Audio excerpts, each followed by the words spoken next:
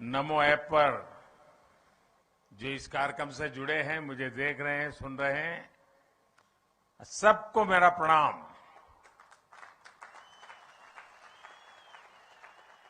इतनी बड़ी संख्या में आपका हमें आशीर्वाद देने के लिए आना, विरोधियों की नींद आज खत्म हो गई।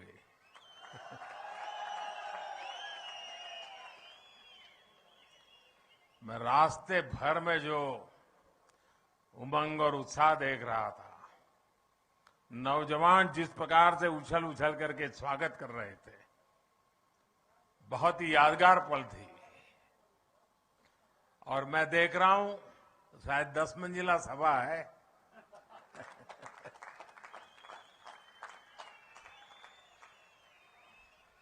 आज सोलन ने पूरे देश को संदेश दे दिया है, हिमाचल में एक बार फिर डबल इंजन सरकार,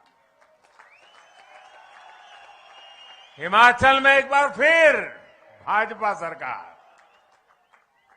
साथियों, माता शूलिनी देवी के आशीर्वाद से सोलन ने अपनी पहचान मशरूम सिटी और लाल टमाटर की वजह से रेड गोल्ड के नाम से भी बनाई है। और मुझे खुशी है कि जब मैं गुजरात का मुख्यमंत्री था तो मैंने हमारे मशरूम किंग ठाकुर बुद्धराम जी को गुजरात बुला करके उनका सम्मानित किया था।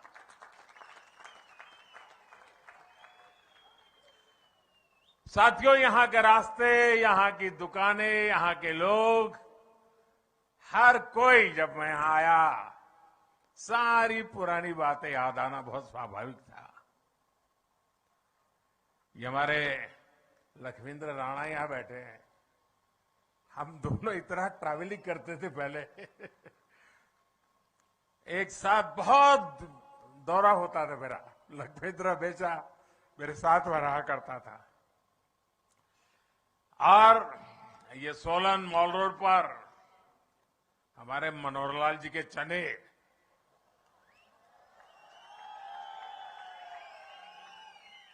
शायद ही मैं कभी यहां से गया हूं और मनोहरलाल जी के चने न खाए हो। ये हमारे राजीव बिंदल बैठे हैं, हमारे सोफत जी, वीरेंद्र कश्यप जी, मनोहरलाल सूरी जी, वैद्य राम कुमार बिंदल जी, अनेक पुराने साथी, सबके साथ कंधे से कंधा मिला के काम करने का अवसर मिला। हमारे रामानंद ठाकुर जी, JL शर्मा जी, गोकुलचंद मेहता जी, बहन रितु सेठी, अभी मुझे हेलीपैड पे मिलना हो गया। सबके साथ इतना काम करने का आनंद आया, अवसर मिला। और मैं अक्सर यहां सोलन रेस्ट हाउस में रुकना होता था मेरा, और मुझे याद है वहां एक हमारे खड़क बहादुर और दूसरा शायद सुंदर, ये 2 चौकीदार हुआ करते थे। सोलन ने मुझे खूब खिलाया भी है और सोलन ने मुझे बहुत कुछ सिखाया भी है। और इसलिए मैं सोलन का डबल कर्जदार हूं, और इसलिए मुझे हिमाचल में डबल इंजन की सरकार आप सबसे आशीर्वाद से बनेगी, ये पूरा विश्वास है, आपके प्यार पर विश्वास है।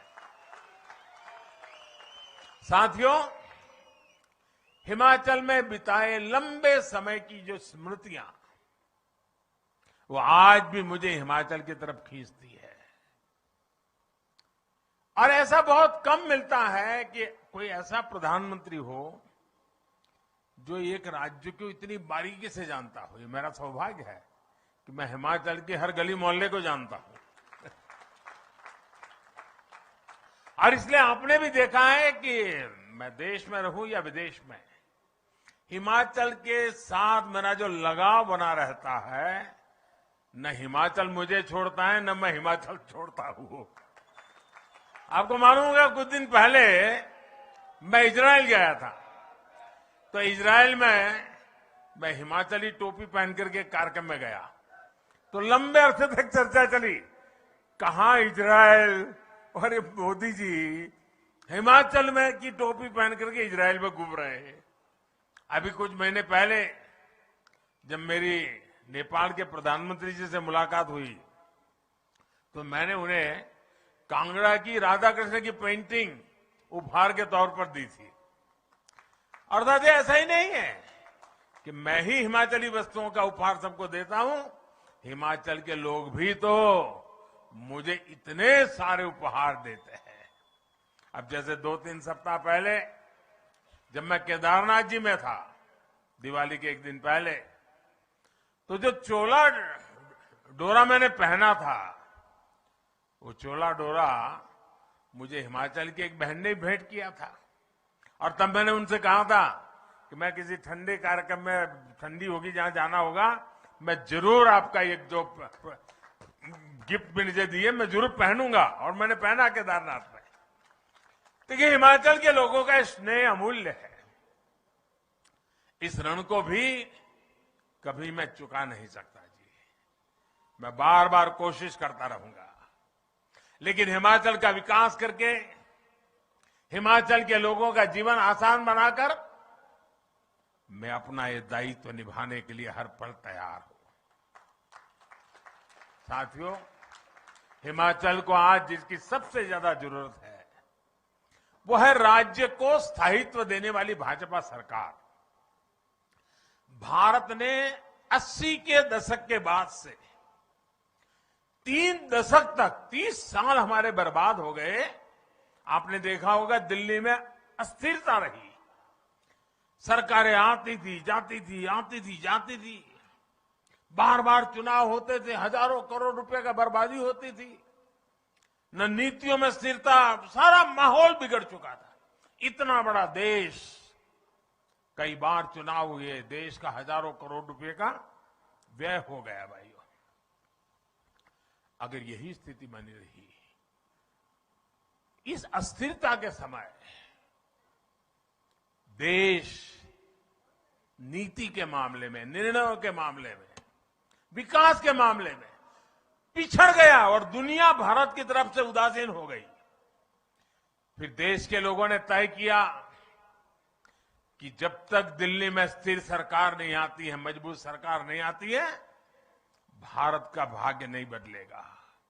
और इसका नतीजा ये हुआ कि आप सबने, पूरे हिंदुस्तान ने 2014 में हमें इतने आशीर्वाद दिए, और हमने भी आपने जो जिम्मा दिया उसको 2014 से 2019 दिन रात मेहनत करके आपकी अपेक्षाओं को पूरा करने में कहीं पीछे नहीं रहे। और उसका परिणाम यह हुआ कि 2019 में दोबारा आपने आशीर्वाद दिया। साथियों, हमारे देश में जो छोटे छोटे राज्य हैं, वहां भी अस्थिर सरकारों का लंबा दौर रहा है।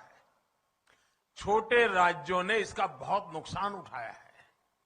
लेकिन बीते वर्षों में हमारे पड़ोस में उत्तराखंड हो, गोवा हो, मणिपुर हो, अनेक ऐसे छोटे राज्य, उन्होंने अब स्थिर सरकार की तरफ अपना मुंह मोड़ लिया है और पूरी तरह सरकार को दोबारा लाना। और भाजपा सरकारें आज छोटे राज्यों में दोबारा जीत करके आ रही है। इतना ही नहीं, उत्तर प्रदेश में भी यही परंपरा हो गई थी, वहां के लोगों ने रिवाज बदल दिया, उत्तर प्रदेश में भी योगी जी की दोबारा सरकार ला दी। स्थिर सरकार में विकास भी तेज होता है और जनता के प्रति, अपनी जवाबदेही के प्रति भी सरकार गंभीर रहती है। जहां हर 5 साल में सरकार बदलने का ट्रेंड रहता है, वहां सरकारों में भी यही रहता है कि भाई क्या करना है, काम करो, कोई करने की जरूरत नहीं है। 5 साल के बाद तो ये हिमाचल वाले बदल देते हैं। इसके कारण वो भी चुनने के बाद उनको मालूम है फिर से जीतना नहीं है, तो वो कुछ करते भी नहीं है। इसलिए भी स्थिर सरकार के प्रयोग करने की बहुत आवश्यकता है भाइयों। तो मुझे खुशी है कि हिमाचल में जयराम जी की सरकार ने जो विश्वास हासिल किया है, उनकी पूरी टीम ने 5 साल के लिए जो काम किया है, उसी का नतीजा है कि मेरी आज ये दूसरी सभा है।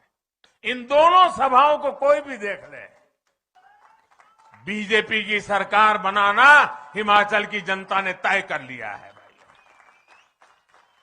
हिमाचल में भाजपा सरकार अपने कार्यों का हिसाब भी दे रही है और सरकार में वापसी के लिए भी उतनी ही प्रतिबद्ध है। और साथियों, हम ये भी समझना होगा कि अस्थिरता से फायदा किसका होता है। कांग्रेस के वर्षों के शासन में हमारे यहां ऐसे अनेक स्वार्थी तत्व और ऐसे अनेक समूह पैदा हुए, वेस्टेड इंटरेस्ट ग्रुप पैदा हुए, जो भारत को अस्थिर देखना चाहते हैं, जो हिमाचल जैसे राज्यों को अस्थिर देखना चाहते हैं, और इसलिए वो स्थिर सरकार होने ही नहीं देते, हवा फैला देते हैं। देश के छोटे छोटे राज्य हमेशा इन स्वार्थी समूहों के निशाने पर रहे हैं। कुछ झूठे वायदे करके, कुछ सीटें जीतकर ये स्वार्थी समूह सरकारों में आकर सिर्फ अपने हित साधते रहते हैं। ये लोग खुद को कट्टर ईमानदार कहते हैं, लेकिन सबसे बड़े भ्रष्टाचारी यही होते हैं। ये लोग समाज को तोड़ने के लिए, देश की एकता को तोड़ने के लिए साजिशें रचते हैं। हिमाचल को ऐसे हर स्वार्थी समूह से खुद को बचाकर रखना है, इनके खेल से खुद को बचाकर रखना है। आप देखिए साथियों, केंद्र में स्थिर सरकार बनी तो देश ने ऐसे ऐसे निर्णय लिए जिनका इंतजार देशवासियों को वर्षों से था। जब केंद्र में स्थिर सरकार बनी तो भ्रष्टाचार और भ्रष्टाचारियों के खिलाफ निर्णायक लड़ाई शुरू हुई।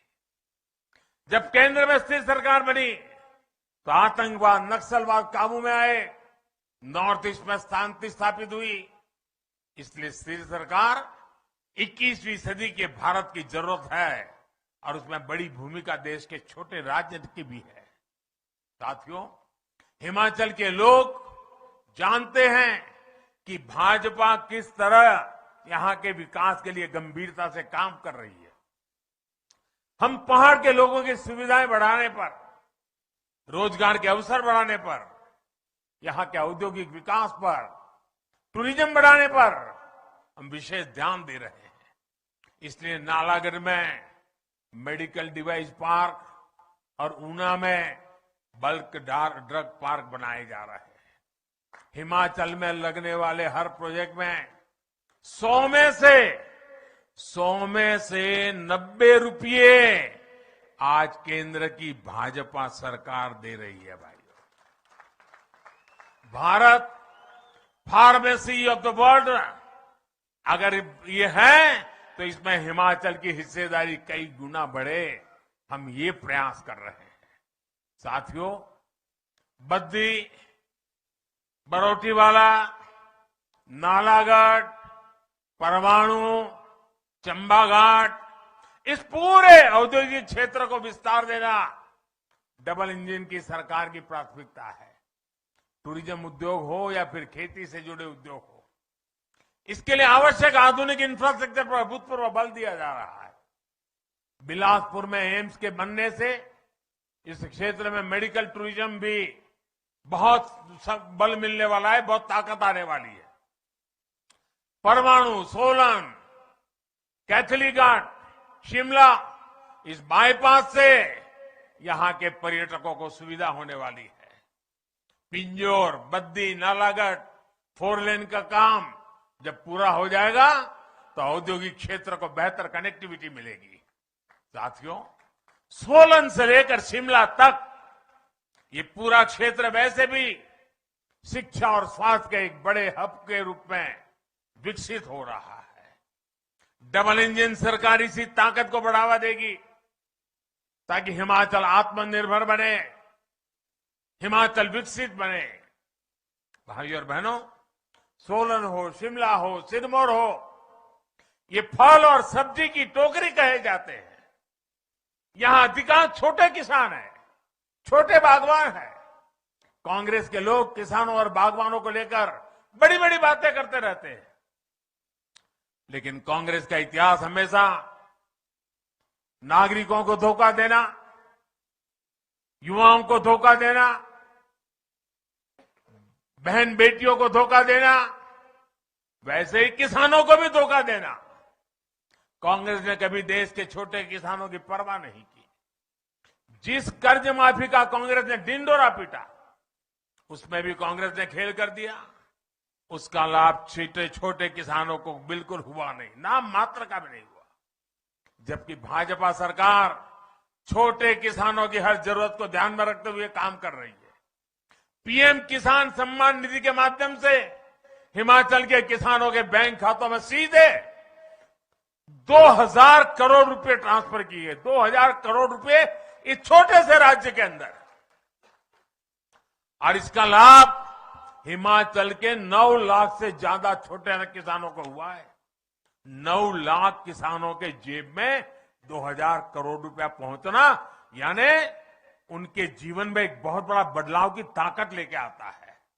साथियों, हम हिमाचल के फल सब्जी सेक्टर में सहकारिता को बढ़ावा देने पर भी फोकस कर रहे हैं। किसान उत्पादक है, वही भंडारण का, कोल्ड स्टोरेज का मालिक भी हो और फूड प्रोसेसिंग कारखानों में हिस्सेदार भी हो, इस पर हम बल दे रहे हैं। एफपीओ यानी किसान उत्पादक संघों का निर्माण इसी उद्देश्य से किया जा रहा है। सैकड़ों छोटे छोटे किसान, बागवान मिलकर बड़ी ताकत बने, इसके लिए नाबार्ड से करोड़ों रुपए दिए जा रहे हैं। दिसंबर 8 के बाद जब फिर डबल इंजन सरकार काम संभालेगी, उसके बाद इस काम को और ज्यादा गति दी जाएगी और तेज किया जाएगा। यहां के सेब, यहां की सब्जियां, यहां का दूध किसान रेल से बहुत कम भाड़े में देश के बड़े बड़े बाजारों तक पहुंचे, इसके लिए भी काम चल रहा है। साथियों, हम कैसे किसानों का, बागवानों के हित की चिंता करते हैं, इसका एक और उदाहरण आपको देना चाहता हूं। दुनिया में पहले कोरोना के कारण और फिर लड़ाई के कारण खाद के दाम, फर्टिलाइजर के दाम कई गुना बढ़ गए, लेकिन डबल इंजन सरकार ने किसान पर बोझ नहीं पड़ने दिया। आपको जरा सुनना चाहिए और इन चीजों को याद रखना चाहिए भाइयों। शायद आप तक ये बात पहुंची नहीं होगी। आज यूरिया की एक बोरी हमें बाहर से लाना पड़ता है, विदेशों से हमारे किसानों के लिए लाना पड़ता है। एक बोरी हम 2000 रुपये में लाते हैं, लेकिन हमारे किसानों को कितने में देते हैं? 2000 की यूरिया की बोरी मेरे किसानों को 270 रुपये से भी कम रुपयों में दी जाती है। 2000 से लाना और 270 से भी कम में देना, ताकि मेरे किसान के सर पर बोझ न पड़े। और करीब करीब 1700-1800 रुपया ये बोझ सरकार खुद उठा रही है। कुछ लोग 100 रुपये की भी अगर छूट देंगे ना, तो 1000 रुपये का विज्ञापन छपवा देते हैं। ऐसे लोगों से भी हिमाचल के लोगों को सतर्क रहना है। साथियों, आपसे बात करते हुए मुझे एक बात और याद आ रही है। पिछली बार जब मैं शिमला आया था, तो पहाड़ की एक बिटिया ने मुझे एक तस्वीर भेंट की थी। वो तस्वीर मेरी मां की थी। जब मैंने उस तस्वीर को देखा, तो अपनी मां के साथ ही हिमाचल के गांव, कस्बों की हजारों माताओं बहनों का स्मरण हो आया। यहां कितनी माताओं बहनों के हाथ की बनी रोटी मैंने खाई है। अनेक परिवारों में मेरा भोजन हुआ है, और मैं इसे अपना सौभाग्य समझता हूं कि यहाँ की माताओं बहनों के लिए कुछ कर पा रहा हूं, उनकी सेवा कर पा रहा हूं। महामारी के इस समय में गरीब परिवारों की बहनों को अपने बच्चों की भूख की चिंता ना करनी पड़े, इसके लिए हमारी सरकार मुफ्त राशन दे रही है। मेरी किसी गरीब मां को ऐसे दिन नहीं देखने पड़े कि घर में चूल्हा न जला हो। मेरी गरीब मां को कभी ये देखना न पड़े कि आज बच्चों को पानी पिला करके सुलाना पड़ा। ये नौबत न आए। आज इतना समय हो गया कोरोना काल का, 80 करोड़ लोगों को मुफ्त में खाना देता। और जब दुनिया के लोग सुनते हैं ना, तो उनका अचरज होता है, कितना बड़ा काम हो रहा है। लेकिन माताएं बहनें, अगर दिल्ली में तुम्हारा बेटा बैठा हो और तुम्हारे घर में चूल्हा न जले, ये कैसे हो सकता है। हिमाचल में 17 लाख के आसपास परिवार गांव में रहते हैं। आजादी के 7 दशकों तक इनमें से आधों के पास नल से जल नहीं था, पानी घर में नहीं आता था। लेकिन डबल इंजन सरकार ने सिर्फ 3 वर्षों में ही हिमाचल में 9 लाख नए परिवारों को नल से जल की सुविधा से जोड़ा है। और जब नल से जल आता है ना, वो माता मोदी को आशीर्वाद दिए बिना रह नहीं सकती है। जयराम सरकार को आशीर्वाद दिए बिना रह नहीं सकती है। और इसका सबसे बड़ा लाभ हमारी इन माताओं बहनों को मिला। हमारी बेटियों को पढ़ाई में सुविधा हुई है। आयुष्मान भारत योजना से लाखों रुपए का मुफ्त इलाज पाने वालों में बड़ी संख्या में हमारी माताएं बहनें भी है। टॉयलेट हो या गैस कनेक्शन हो, इनको तो पहले की सरकारें कोई जरूरत ही नहीं समझती थी। माताओं बहनों की मर्यादा की रक्षा के लिए, उनकी सहूलियत के लिए लाखों शौचालय बनवाने का सौभाग्य भी मुझे मिला है। उज्ज्वला के गैस सिलेंडर ने भी लाखों महिलाओं का जीवन आसान बनाया है, उनके जीवन की रक्षा की है।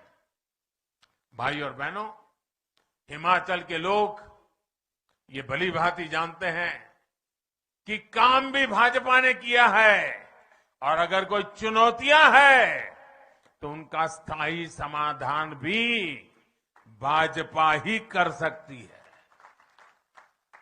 हिमाचल के लोग ये भी जानते हैं कि कांग्रेस मतलब भ्रष्टाचार की गारंटी, कांग्रेस मतलब स्वार्थ भरी राजनीति की गारंटी, कांग्रेस मतलब भाई भतीजेवाद की गारंटी।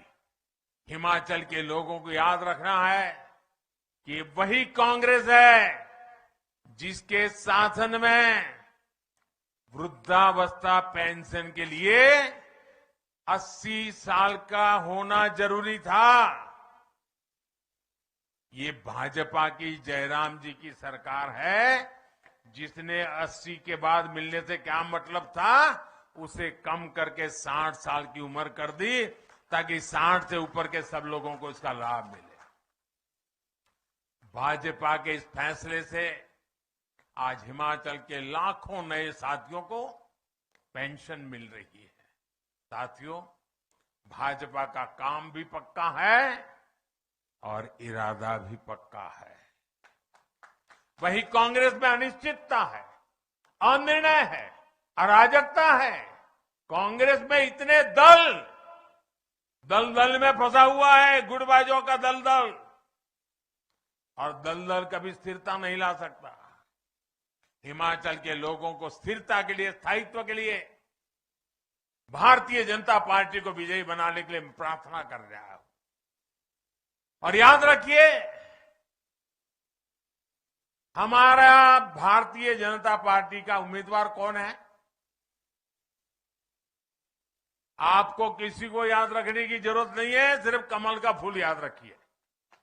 मैं आपके पास कमल का फूल लेकर आया हूं। अगर आपको कमल का फूल जब वोट डालने जाए दिखाई दे, समझ लीजिए कि ये भारतीय जनता पार्टी है, ये मोदी जी आपके पास आए हैं।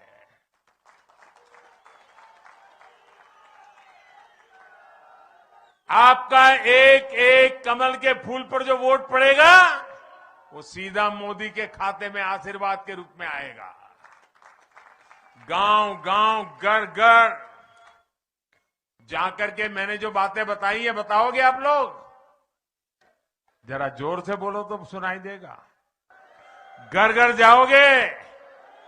घर घर जाओगे? मेरी बात बताओगे? जितना मैं कह रहा हूं कहोगे? दोबारा सरकार क्यों चाहिए समझाओगे? हिमाचल जैसे राज्य को प्रगति करने के लिए स्थिरता की क्यों जरूरत है समझाओगे? दिल्ली में मोदी हो तो यहां भी मोदी को मजबूती मिलनी चाहिए कि नहीं मिलनी चाहिए? होना चाहिए कि नहीं होना चाहिए? आप घर घर जाएंगे? अच्छा, मेरा एक काम करेंगे आप लोग? जरा जोर से बताइए तो मैं कहूं। दोनों हाथ ऊपर करके बताइए, मेरा एक काम करेंगे? सब लोग करेंगे, जो ऊपर हैं वो भी करेंगे। अच्छा, मैं काम आपको बताता हूं। देखिए, आप हिमाचल में घर घर जाइए और उनको जाकर के इतने कहिए कि मोदी जी आए थे, उन्होंने आपको प्रणाम कहा है। मेरा प्रणाम पहुंचा दोगे? पहुंचा दोगे? हिमाचल के हर घर में मेरा प्रणाम पहुंच जाए ना, तो मुझे जो आशीर्वाद मिलेंगे, भाजपा को जो आशीर्वाद मिलेंगे, हमारे जो आशीर्वाद साथियों को मिलेंगे, वो हिमाचल के उज्जवल भविष्य की गारंटी बन जाएंगे जी। ये माताओं बहनों, ये नागरिकों का आशीर्वाद, ये हिमाचल के उज्जवल भविष्य का गारंटी कार्ड है भाइयों। और इस गारंटी कार्ड के लिए घर घर मेरा प्रणाम पहुंचाना है। पहुंचाओगे? पहुंचाओगे? भारत माता की, भारत माता की बहुत बहुत धन्यवाद।